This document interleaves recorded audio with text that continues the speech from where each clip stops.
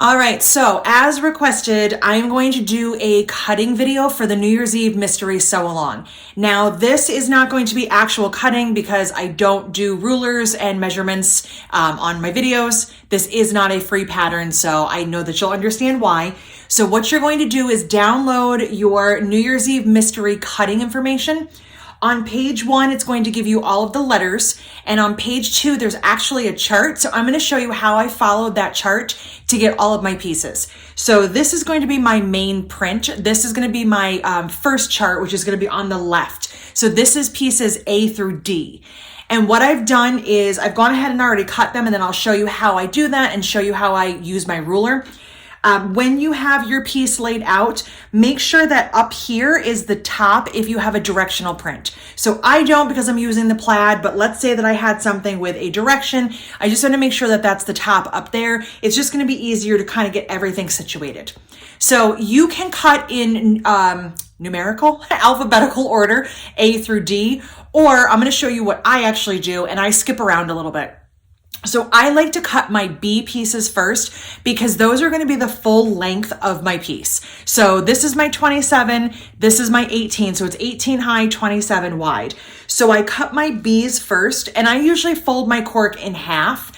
When I fold it in half to do my cutting, I make sure that I align one of the ruler lines on the fold to make sure it's nice and straight. I trim my edge if I need to, and then I cut my pieces. So these right here are my B's. I cut those the full length. Now in the pattern, let me double check. It does tell you a little bit shorter than the actual width of the cork, but I just leave mine. We're gonna sew these together and make an adjustable handle, so I don't do any trimming. My selvage is still here and I just leave these alone. So those are B, those are all ready to go. Now I'm gonna do my A pieces, and my A pieces are taller than they are wide. So you have to remember that when you have something directional, you want your pieces to be taller. And what I do is I take my ruler, and what I do is I double the width. So the width number that's there, I need to cut 2 of these pieces, so I multiply that by 2. And I cut a chunk over, so just like that. So I use my ruler this way, and then I usually stack my ruler so I can get the correct height. Once I have that done, I cut that into 2 pieces. So those are my A's right there. So that is going to be the main front and back of the bag, and I've got my handles. So I've got my A's, my B's. Next up, I'm going to do the ones that go this way on this kind of leftover chunk.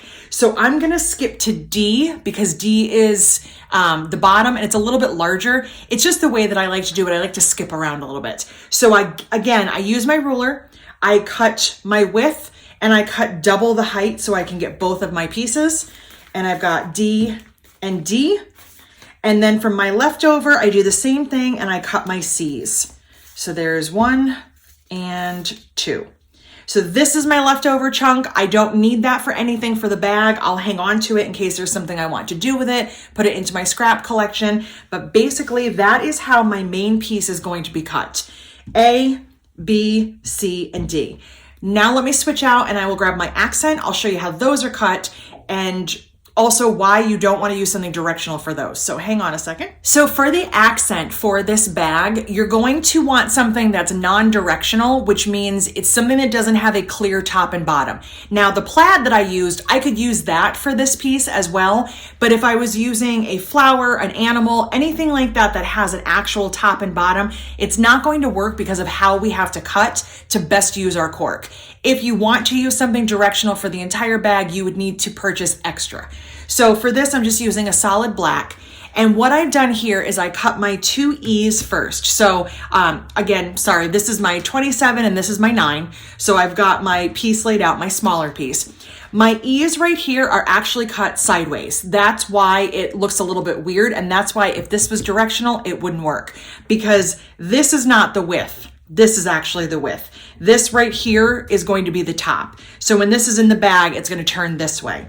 So I've got my 2 E pieces cut. Again, I used my ruler. This time you can cut a chunk and another one, or I doubled my height. Because again, remember they're turned 90 degrees sideways. So I doubled my height and then I just cut my width.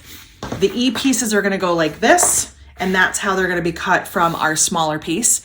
Next up is going to be F as well as H. Those are all going to be the same height. So these are actually going to be as they show in the cork. These will not rotate. It was mostly these pieces I was concerned with. So I cut just kind of a strip across here. They're all the same height, and then the width is adjusted. So I've got my F right here, and I've got another F, right here. And then I have my H.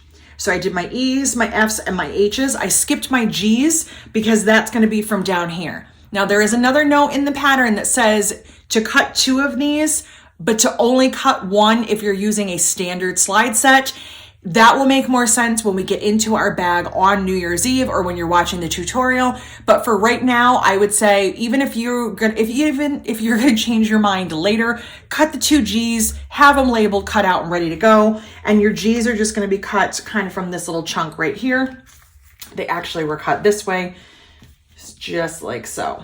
Okay, so this is my leftover. Again, this is gonna go into my scrap pile. These are my pieces right here. So I've got everything. Use your charts and the cutting information on page 1 to do all of your cutting. Just remember that if you have something directional, to lay it out properly. And when we get to sewing on New Year's Eve, I will make sure that you know which way everything has to go together. Okay, I think that's everything. I'm gonna cut my lining pieces. I won't be doing that on camera, and I'm gonna get my hardware and things ready to go. And I am almost ready for the New Year's Eve sew along. So I'll see you guys soon.